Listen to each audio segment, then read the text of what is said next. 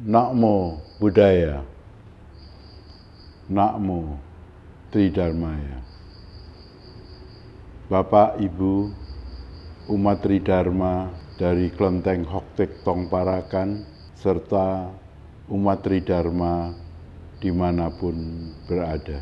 Kita panjatkan puji syukur kehadirat Dian Tuhan Yang Maha Esa, bahwa sampai saat ini kita semua dalam keadaan sehat tanpa kurang suatu apapun. 1 minggu yang lalu saya menerima WA dari Ibu Wong Sukli, Ketua Harian dari TITD Leong Hok Bio Magelang, yang meminta saya untuk upacara sembahyang bersama di Klenteng Leong Hok Bio Magelang.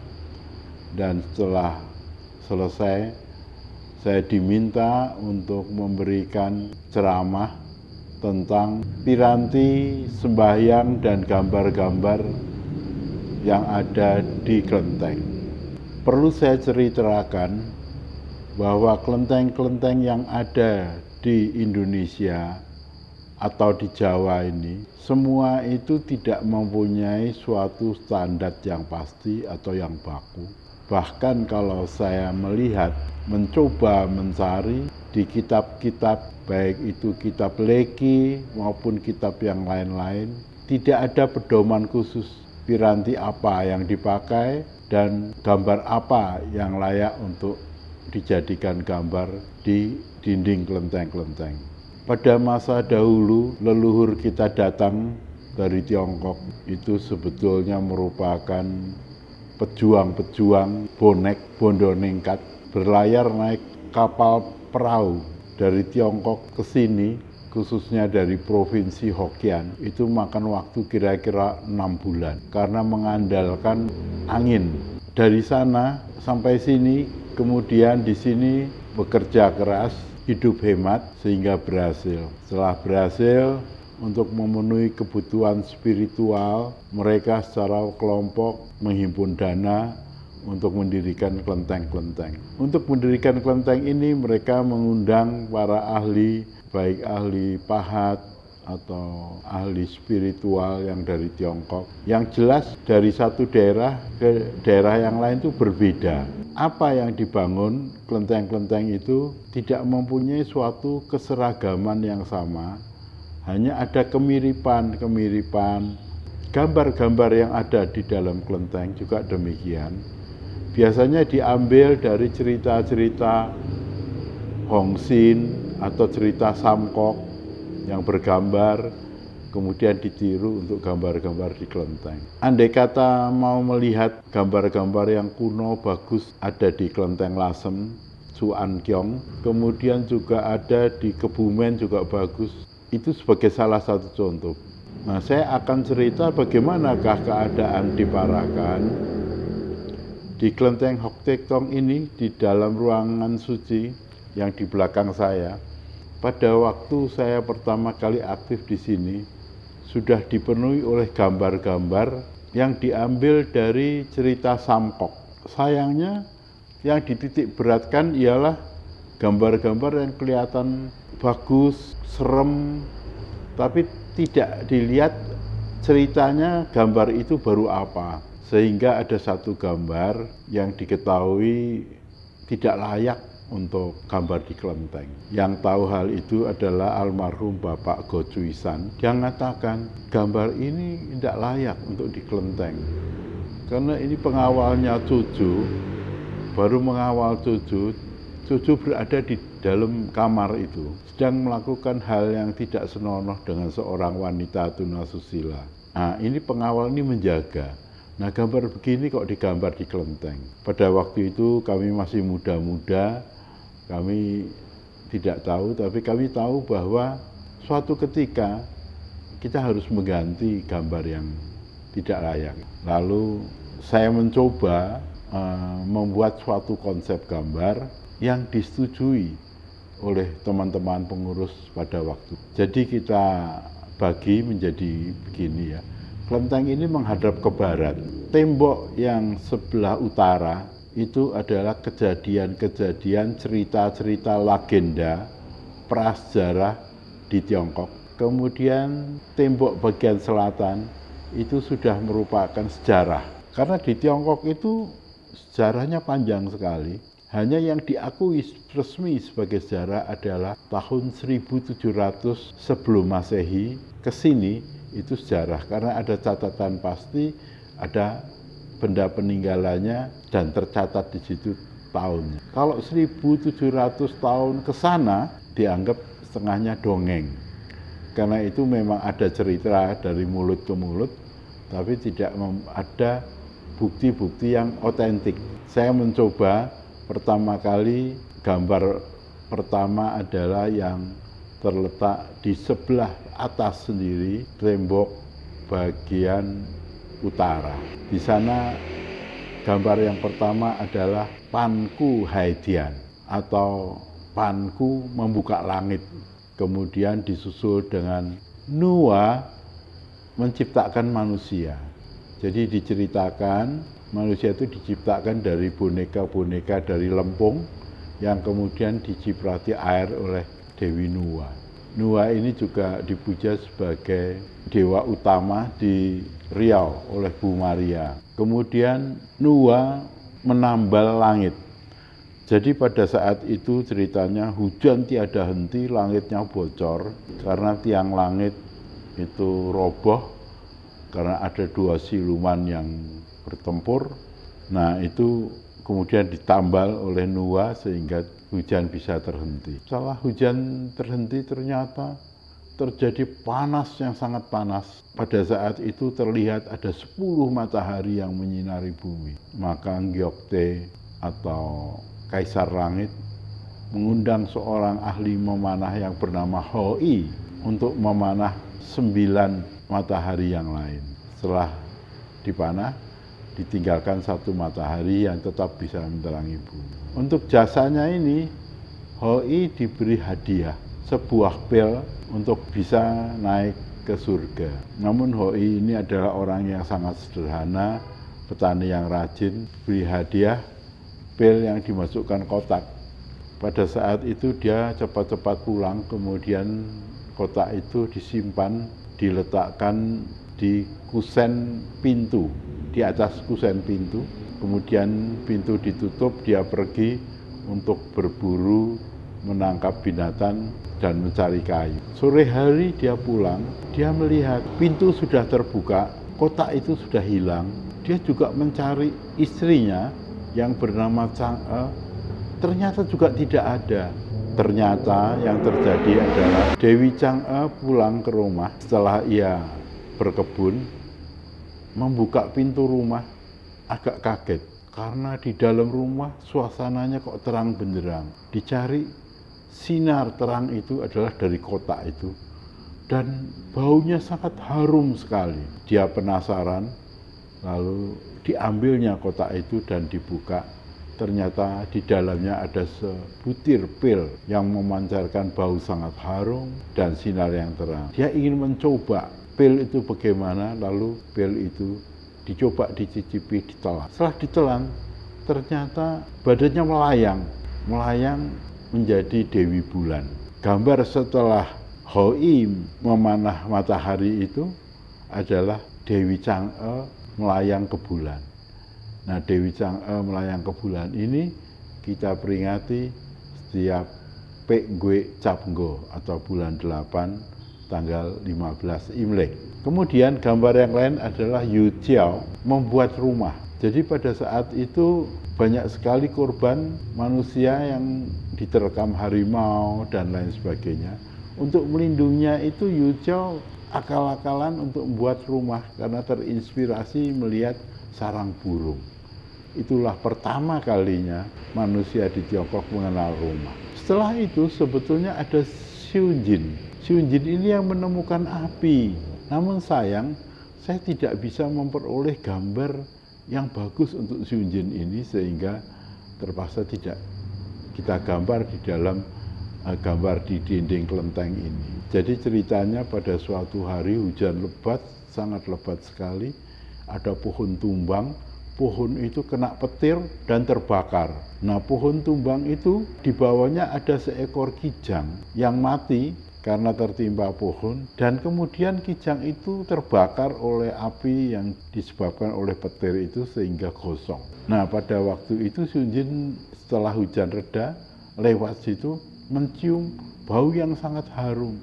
Oh, ternyata dari kijang yang terbakar. Maka baru tahulah bahwa daging binatang kalau dibakar menjadi lebih lezat, lebih empuk dan harum baunya. Nah, sejak saat itulah Sun Jin akal-akalan menggosok-gosokkan kayu sedemikian rupa sehingga timbul percikan api. Nah, mulai saat itulah dikenal api di Tiongkok. Kemudian setelah itu gambar selanjutnya adalah Fuxi menemukan gambar Patkoa di tempurung seekor kura-kura.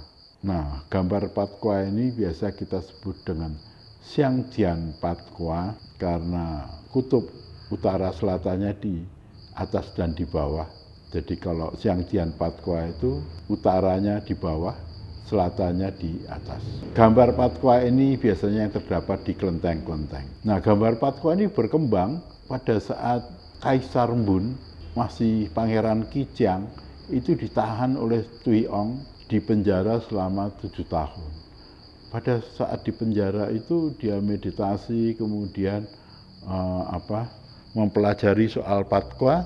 Akhirnya dia menemukan komposisi lain yang sampai saat ini masih dipakai sebagai alat meramal para tukang meramal, dinamakan Bun Ong Kwa atau Hodian Patkoa. Itu sekelumit tentang Patkoa. Nah, setelah gambar Fuxi ini disusul dengan Senung Taite, ini baru mencari daun obat, mencicipi obat-obat yang ada. Senung Taite ini dipuja di kelenteng Po An Dian, Pekalongan. Saya juga melihat di kelenteng Ciam Leng Kiong di Cilacap juga ada dipuja, tapi bukan di altar utama. Kalau di Po An Dian ini altar utamanya adalah Senung Taite. Setelah itu kemudian Huangti. Huangti merupakan kaisar kuning, dikatakan sebagai bapak kebudayaan orang Tionghoa. Karena pada waktu itu perkembangan banyak penemuan-penemuan yang sangat. Misalnya istrinya Li Kwa menemukan ulat di daun murbei, kemudian bisa meminta menjadi sutera. Nah, jadi setelah gambar Senung tadi, ada gambar Huangti, setelah itu di bawahnya gambar Li Kwa sedang menenun. Di samping itu, pada saat itu juga ada seorang pembantunya Huangti yang juga sangat cerdas. Dia menemukan cara menulis huruf, namanya Congkiat. Nah, ini juga tergambar, Congkiat orang yang menemukan huruf.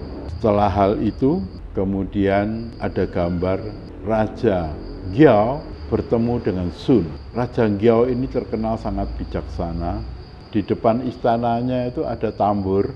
Jadi kalau misalnya ada orang yang mempunyai problem, ingin menghadap pada raja, tambur itu dipukul, raja akan keluar dari istana dan menanyai problem apa, kemudian dipecahkan. Tambur ini sampai sekarang masih dipakai di kelenteng-kelenteng untuk awal upacara. Jadi untuk pembukaan upacara, tambur dibunyikan adalah sumbernya dari situ. Sun sendiri mempunyai suatu kisah bahwa dia adalah ibunya meninggal pada waktu masih kecil, ayahnya menikah lagi. Dia mempunyai 3 orang adik, ibunya sangat sayang sama adik-adiknya, tapi Sun diperlakukan berbeda, disuruh kerja keras dan lain sebagainya. Dan pada akhirnya Sun ini dicelakakan dengan suruh masuk sumur, kemudian sumur itu ditimbun. Untung Sun biasa kerja keras sehingga dia bisa menggali ke arah samping sumur itu dan bisa sampai menembus ke balik gunung. Nah, di sana dia cocok tanam. Diceritakan Sun bercocok tanam itu dibantu oleh semua binatang yang ada di situ. Para burung-burung membantu untuk menyebarkan benih, kemudian untuk membajak sawahnya, ada gajah yang membantu membajak sawahnya, dan lain sebagainya. Sun ini terkenal orangnya sangat baik, sangat sopan. Nah, Raja Nggyo tertarik kemudian menemui Sun ini, kemudian Sun ini diangkat sebagai pegawainya. Melihat perilakunya Sun yang baik, cerdas, cekatan, maka Sun dijodohkan kepada putrinya Raja Nggyo. Setelah Raja Nggyo tua, bahkan tahta kerajaan tidak diberikan pada putranya, akan tapi justru Sun yang suruh menggantikan. Kemudian ini cerita-cerita ini merupakan legenda-legenda karena belum tercatat tahun-tahunnya secara pasti dan tidak ada barang peninggalan yang dapat dipercaya. Setelah itu, tembok sebelah selatan kita mulai dengan Kaisar Bun Ong menemui Kyang Chunggai. Ini sudah kejadian tahun 1122 sebelum Masehi, di mana keruntuhan dinasti Shang digantikan dengan dinasti Zhou. Nah, pada waktu itu Bun Ong di dalam memerangi Tui Ong dari dinasti Shang membutuhkan seorang penasehat yang ulung untuk membantunya. Kyang Chunggai pada waktu itu sedang mancing, dan pancingnya ini, mata pancingnya ini lurus, tidak bengkok. Berhari-hari dia mancing di danau, ya karena lurus tidak tahu dapat ikan. Ada seorang tukang kayu, mikul kayunya, tiap hari dia melihat Kyang Chunggai mancing di situ. Suatu hari dia mikul kayu dalam jumlah besar, berat, sehingga capek, beristirahat di danau itu. Berteduh, ambil minum air danau itu, kemudian tanya pada Kyang Chunggai, bagaimana kamu bisa dapat ikan?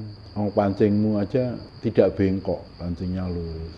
Kyang Chunggai mengatakan, saya tidak mancing ikan, saya ini baru mancing raja. Tukang kayu itu tertawa terbahak-bahak, dasar sinting. Lalu dia mengangkat kayunya, mau ke pasar.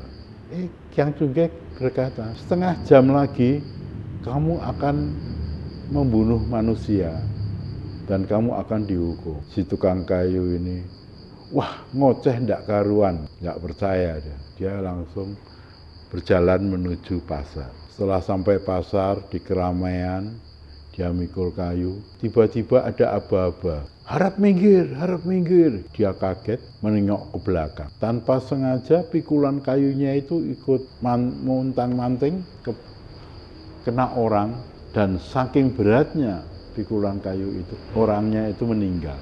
Saat itulah dia jadi teringat, diramalkan oleh Kyang Chunggai bahwa setengah jam lagi dia akan membunuh orang. Kemudian dia ditangkap oleh pengawal raja, karena memang raja pada waktu itu baru inspeksi. Raja lalu tanya, nah tukang kayu itu menceritakan bahwa di danau itu ada seorang tua yang mancing kailnya lurus. Setengah jam yang lalu dia mengatakan bahwa setengah jam lagi kamu akan bunuh orang. Dan ternyata ini kok kejadian sungguh. Wah, betul-betul orang tua itu mempunyai penglihatan yang tajam. Raja Bun Ong tertarik, lalu minta diantarkan menemui Kyang Chunggai yang sedang mandi. Nah, pada saat itu kemudian Kyang Chunggai dibujuk oleh Raja Bun Ong untuk menjadi penasehat. Setelah Kyang Chunggai mau, ternyata betul saja di dalam peperangan Kyang Chunggai sangat piawai untuk mengatur tentaranya dan tahu apa yang akan terjadi, sehingga dengan mudah Raja Bun Ong menang pada Tui Ong dan dia mendirikan dinasti yang baru, yaitu dinasti Zhou, yang merupakan dinasti terlama di Tiongkok, karena dinasti Zhou itu sampai 800 tahun. Setelah peperangan dengan tentaranya Tui Ong, otomatis banyak sekali korban perang yang binasa. Nah, Kyang Chunggai mendirikan suatu altar untuk sembahyang, untuk menyembayangi roh-roh yang menjadi korban perang itu. Nah, itulah asal mulanya sembahyang Hutu yang kita lakukan pada setiap Jitgwe Capnggo untuk perumahan dan untuk kelenteng akhir bulan Jitgwe. Pada zaman dahulu, apabila rumah ada gangguan roh halus atau setan, maka ditulislah Hu yang berbunyi Kyang Chunggai ada di sini.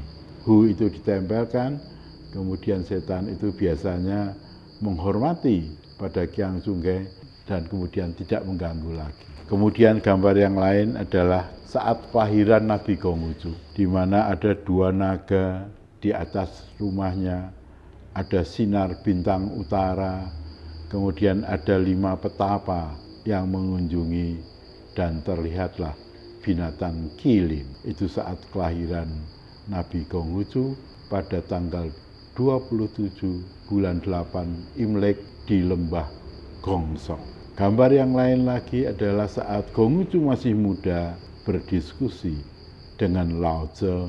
Lao Tse mengatakan dunia semakin diatur, semakin kacau. Lebih baik Tuan pergi ke hutan, ke gunung untuk belajar mencapai kedewaan. Setelah diskusi dengan Konghucu pulang sama murid-muridnya, dia bersair. Binatang buas berlari bisa dijerat, burung terbang di udara bisa dipanah, namun naga yang terbang di angkasa, demikianlah kiranya Lao Tse. Jadi dari kata-kata itu, Konghucu sangat mengagumi Nabi Lao. Kemudian gambar yang lain lagi adalah saat Gutguan, ini sudah 200 tahun sebelum Masehi, Gutguan terjun ke Sungai Milo. Gutguan adalah seorang patriot, dia memberi nasihat pada rajanya supaya hati-hati, jangan sampai terjebak oleh Raja Jin atau Jin Xiong. Namun rajanya ini dihasut oleh para Dorna, memfitnah Gutguan, dan Gutguan diasingkan ke hutan. Setelah mendengar bahwa kerajaannya jatuh, Gutguan bersair yang sangat terkenal. Li Shao setelah selesai bacakan syair itu, dia terjun ke Sungai Milo. Rakyat tahu akan kesetiaannya Gutguan, berusaha mencari jenazahnya, tapi tidak ketemu. Karena khawatir nanti Gutguan kelaparan, maka dibuatlah kue bakcang yang dibungkus dengan daun bambu, dicemplungkan ke laut. Maksudnya dibungkus dengan daun bambu supaya bakcang itu tidak termakan oleh ikan dan bisa sampai pada Gutguan. Itulah yang kita peringati setiap Gongguek Jinggo atau biasa disebut dengan Pek Chun, lomba 100 perahu untuk mencari jenazahnya Gutguan. Kemudian gambar yang lain adalah Gak Hui, seorang patriot yang oleh ibunya di punggungnya ditato yang berbunyi setia pada negara. Ini adalah seorang patriot yang terkenal dan sangat setia pada negara. Kemudian menginjak gambar yang lain, ada gambar Quan Kong sedang mengawal 5 istrinya. Terkenal dengan Quan Kong Ke Ngo Quan. Quan Kong melewati 5 kota mengawal istrinya Lao Pi untuk melarikan diri dari kejaran Jojo. Kemudian gambar yang lain ada Tatmo Chosu. Tatmo Chosu ini sudah 550 tahun setelah Masehi. Ini yang membawa aliran Zen atau Dhyana ke Tiongkok. Dia bermeditasi selama 9 tahun menghadap tembok, dan dia mendirikan perguruan silat Shaolin Si yang sangat terkenal. Kemudian gambar yang lain lagi adalah Tong Sam Chong, sudah dinasti Tang 600 tahun setelah Masehi ke barat untuk mencari kitab. Namun sesungguhnya kejadian Tong Sam Chong ini betul, tapi untuk para muridnya Sun Gokong, Tipat Kai, dan Seceng ini adalah merupakan cerita novel yang sesungguhnya tidak demikian. Namun cerita Seiyu ini, perjalanan ke barat, sangat terkenal dan banyak difilmkan. Kemudian gambar yang lain adalah Chu Guangqiang. Nah, Chu Guangqiang ini adalah pendiri dinasti Ming. Dia adalah seorang anak yang yatim piatu. Pada saat umur 14 tahun, dia pergi ke hutan mencari kayu. Sore hari dia pulang, melihat rumahnya sudah rata dengan tanah dan ayah ibunya meninggal entah kemana. Dengan dendam kesumat, ia menjadi gelandangan, kemudian berlindung di kuil Shaolin Si. Di situ ia belajar silat. Nah, setelah itu dipakai modal untuk mengadakan pemberontakan kepada penjajah Mongol. Akhirnya berhasil dan mendirikan dinasti Ming. Nah, saat dia sudah menjadi raja, dia ingin tahu di manakah letak kuburan ayah ibunya. Lalu diperintahkan semua rakyat pada hari Jingbing itu untuk membersihkan kuburan dan memberi kertas tekcwa pada setiap kuburan yang sudah dibersihkan. Karena pada waktu itu masih belum banyak, sehingga kuburan yang belum dibersihkan dan belum dikasih kertas tekcwa itu diyakini sebagai kuburan orang tuanya Zhong Guanjiang. Itulah asalnya sembahyang Jingbing yang kita lakukan pada setiap tanggal 5 April.